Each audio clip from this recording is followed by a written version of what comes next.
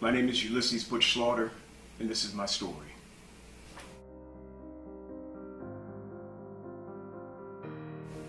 My mother's name was Clarice. My mother had an incredible smile. My mother had an incredible laugh. My mother was what I would call a free thinker. She was just very outgoing, very warm, and a very bright woman, a very smart woman. And whenever I think about her, I think about that incredibly irresistible laugh that she had. And it was almost like a cackle. And, you know, whenever I'd hear that laugh, I knew that she was happy, and I really enjoyed hearing that laugh. Again, she was a very smart woman and just an infectious personality. She liked to sing. We liked to sing together. My mother enjoyed going to the movies. My mother enjoyed spending time just sitting around talking. We liked going to the park together.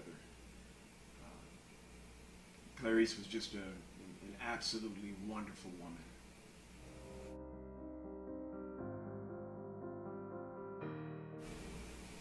I will absolutely never forget the first time that I witnessed domestic violence in my house. I was probably about 6 or 7 years old, and my father, Ulysses Sr., literally broke into our home early one morning and arranged me, my older sister, and my younger brother, and my mother on a bed and threatened to kill my mother as the three of us surrounded my mother, trying to protect her, trying to separate her from my father. It seemed like hours had gone by as we sat there listening to my father threaten to pull out a gun and shoot my mother. And I just remember being absolutely terrified and wondering what was wrong with my father. I remember looking at him and thinking to myself, that's my father. And what's wrong with him? And why would he do this? And it was like the longest night of my life, and still one of the most vivid memories that I have of my childhood is sitting there for hours wondering if my father is going to pull his gun out and shoot my mother. Fortunately, that night, it didn't happen that night, but it happened eventually.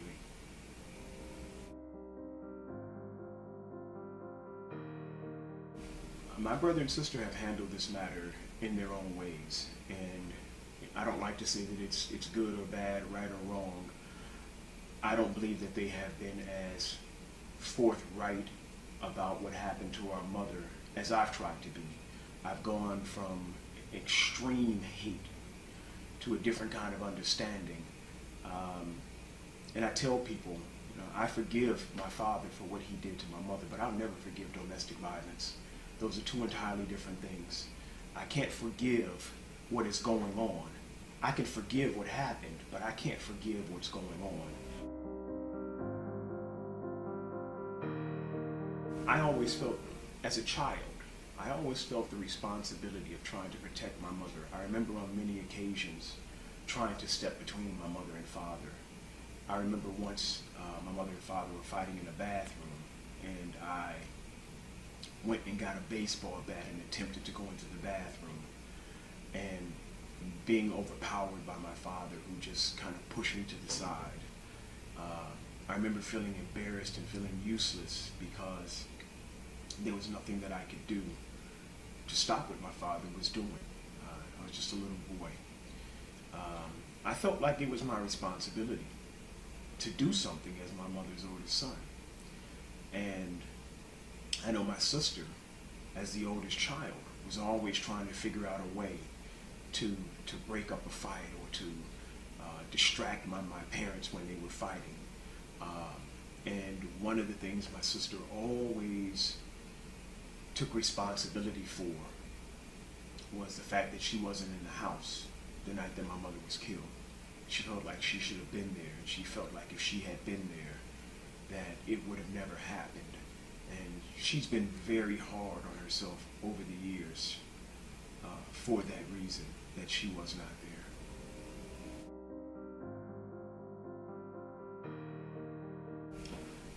The year my mother passed, our family was more unstable than I remember us ever being. I went to 4 6th grades in 1 year, the year that my mother passed. Our family was very unstable. And the fighting, I don't remember a lot of fighting, I just remember a lot of instability. And we finally wound up in an apartment on the south side of Chicago. And one evening, June 25th, 1978, the fighting got worse than I ever could remember. My mother and father started arguing one evening. My father had accused my mother of sleeping with our neighbor. And my mother was not going to tolerate the accusation. She wasn't going to tolerate my father any longer, she said, and she was going to leave. She told my father that she was leaving and she wasn't coming back. And I'll never forget my mother's last words to me that night, and they're words that I would say to anybody in this situation. I asked my mother to come back in the house the morning that she was killed. And my mother looked at me and she said, "Butch, don't ever go back to a place where you're not wanted." She asked me, "Would you go back to a place where you were not wanted?" And I remember not answering her. And she said firmly, "Don't ever go back to a place where you feel like you're not wanted." Those are the last words my mother ever said to me. And then she came back in the house. And she told my father she was leaving. My father told her if she tried to leave, he was going to kill her. And my mother screamed out. She said, "Kill me. Kill me." And then that's when I heard those 2 gunshots and opened my bedroom door. And my mother was laying right there at my bedroom door. And she'd been shot in her head twice. And my father kept saying I had to do it. She was going to leave us. I had to do it. And I remember going back to my bed and picking up the pillow off my bed.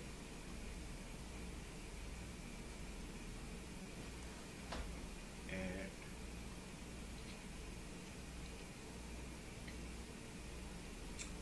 I placed the pillow under my mother's head.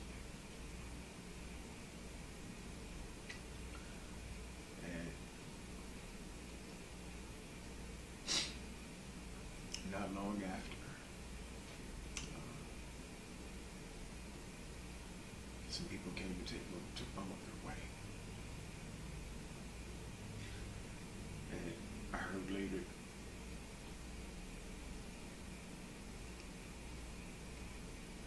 that she had died.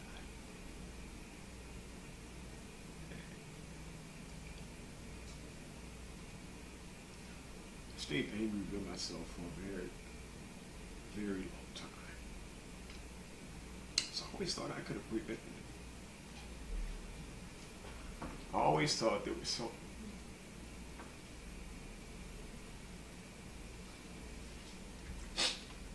I always thought there was something that I could have done about it.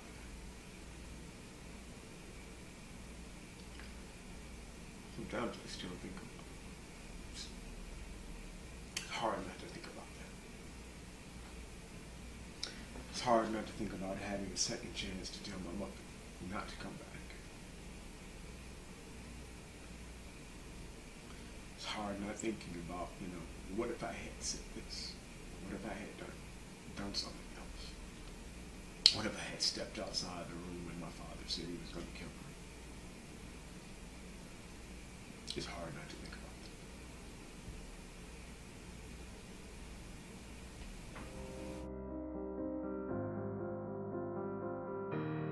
that. After my mother was killed and my father went to jail, my mother's mother took me, my brother and sister in, and I just remember just an incredibly difficult, internally difficult years that followed her death. I remember how embarrassing it was, and how I used to tell lies about what happened to my mother. I tell my people that my mother had cancer. I tell people that she was in a car accident. I tell them anything except that my father killed my mother. And I'll never forget the first time I told a friend of mine that my mother was killed by my father. I was in 7th grade. And I finally opened up and I told somebody what happened. And I remember she just started crying. And I felt so bad for the girl that I told. It was just embarrassing, such an embarrassing feeling. You know, when people would have their parents come to, basketball games, or come to graduation, or come to special events. I appreciated my grandmother and my uncles and my aunts coming, but I wanted my mother and father, like everybody else. And the thought of why they were there, it's just embarrassing. And I learned that writing would be very useful for me. I started writing when I was in 8th grade, and it really helped me to work my thoughts out. And throughout my life, throughout my teenage years, since I couldn't tell people, I would write about it.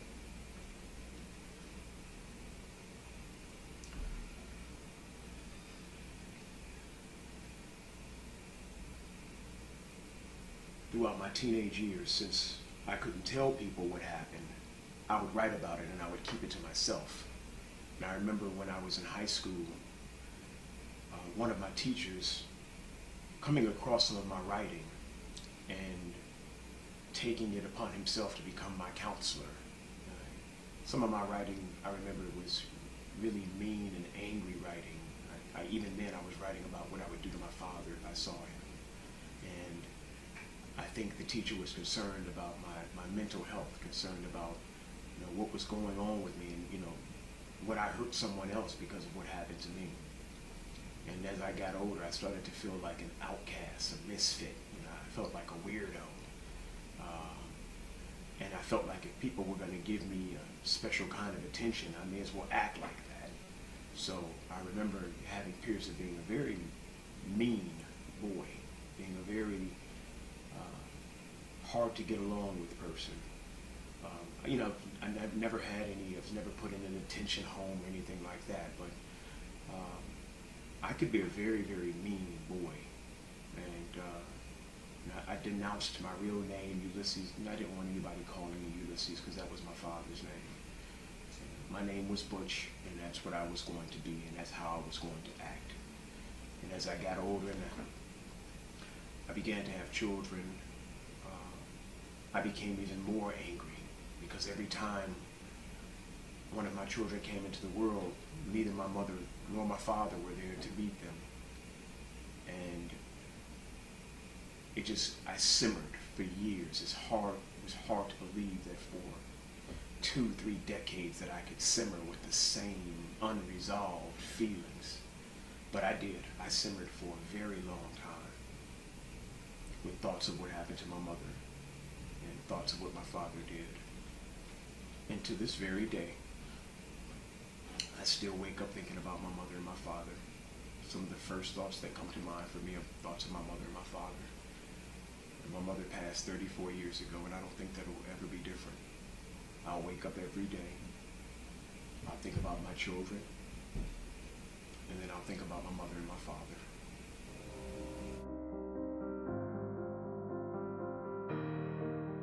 As a boy, it was difficult for me to fathom the depth of what my father had done. So it was difficult for me really to hold him accountable for what he had done. I loved my father, and I did not want to be an enemy of my father, and I was very confused as a young man. So I really didn't know all that I had lost. And over the years, as I began to have children, what I lost in my mother and my father began to really eat at me. I began to understand things that I didn't understand as a 12-year-old. So it was difficult for me to confront my father on certain terms as a 12-year-old. But as I got to be 30 and 40 years old, I could confront my father on a new set of terms. What it meant to forgive him as a 12-year-old didn't mean the same thing as what it would mean to forgive him as a 40-year-old. And I knew that at some point, a man's confrontation was going to be necessary. The 12-year-old boy forgiving and the 40-year-old man forgiving are two entirely different things. So I knew that the only way to truly forgive was to confront my father. I needed my father to hear what the man had to say, not the 12-year-old confused boy. The confused 12-year-old boy was very hurt. The 40-year-old man was hurt and enraged. So the confrontation was absolutely necessary. I had to confront my father. My father had to hear me. Whether or not he accepted what I had to say was irrelevant. He had to hear what I had to say. And if I had to hold him down and make him listen to me, I was going to do that. So only through the confrontation was I able to forgive my father. Only through forgiving my father was I able to reconcile with my father. I believe that that's the way that it happens. You have to confront something if you're going to forgive it. You can't forgive it if you don't confront it. And because my father himself, he was a different person too. I think when he had an opportunity to finally meet my children, did he understand even deeper the harm that he had caused me, the harm that he had caused himself even. And through that mutual understanding, we were able to reconcile.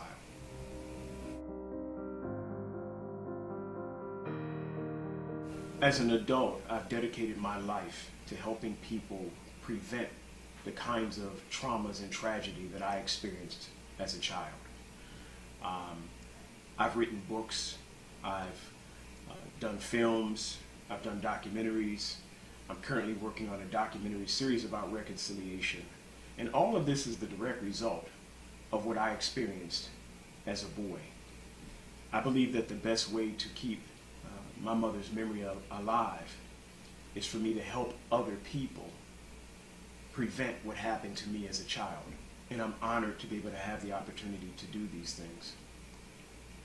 I think going through what I went through as a child has made me probably a very protective and maybe sometimes an overprotective father. One thing's for sure, at my best, I try to make sure that the love that my mother would share with my children comes through me. I've had moments of extreme frustration, but I've had moments of extreme elation around what it means to be the son of Clarice. I've had moments where I've really wanted my children to just feel her coming through me, and I've had moments where I think my pain has constipated my efforts.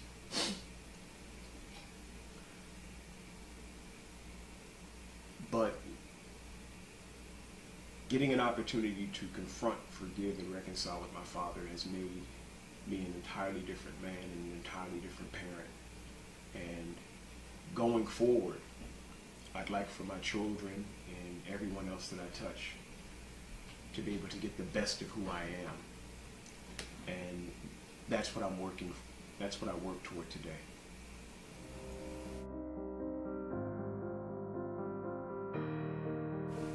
The first advice I'd give would be advice to women who find themselves in circumstances like my mother found herself. The best advice I could give is the advice my mother gave to me, the last words my mother said to me. And that was, don't ever go back to a place where you feel like you're not wanted. Every time I think about those words coming from my mother, the last words that came from my mother, those are the words, that's the advice I would give to a woman who finds herself in a situation where she is being disrespected, dishonored, and harmed. Don't ever go back to a place where you feel like you're not wanted. And I would also add that as I, the son of a woman who was victimized through domestic abuse, have suffered over the years, as a mother, know that your children could also experience similar enduring pain if you don't make the choice to not go back to a place where you're not wanted. So my first advice would be to never go back to a place where you're not wanted. When I talk to young men, and when I talk to young ladies whose households are terrorized by domestic violence, I tell them, you've got to get help. Don't be ashamed to talk about what's going on. Don't ever be ashamed. Don't ever be embarrassed to talk about what's going on. Don't ever think that it's your fault. But get help as quickly as possible and keep getting help. If you believe you can do something, try it. Do something. Don't ever be embarrassed to talk about what's going on. Don't ever let anybody tell you not to tell someone. Men have this thing, some men have this thing where they say, don't tell me what to do in my house. Unfortunately, what happens in your house affects the entire community if it turns out to be death. If you're the kind of man who is an abuser, don't ever say that it's your house, because what you are doing is going to impact your entire community.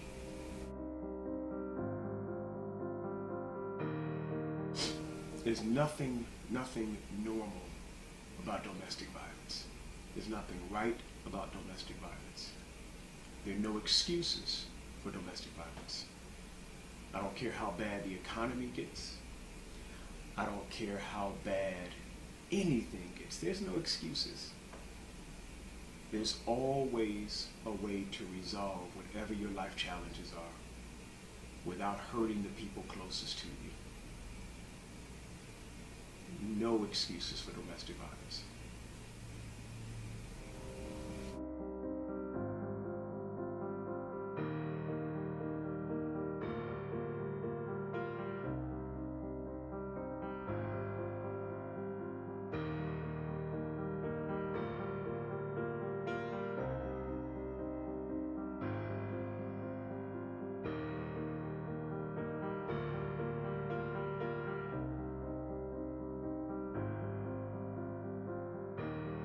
My name is Ulysses Butch Slaughter.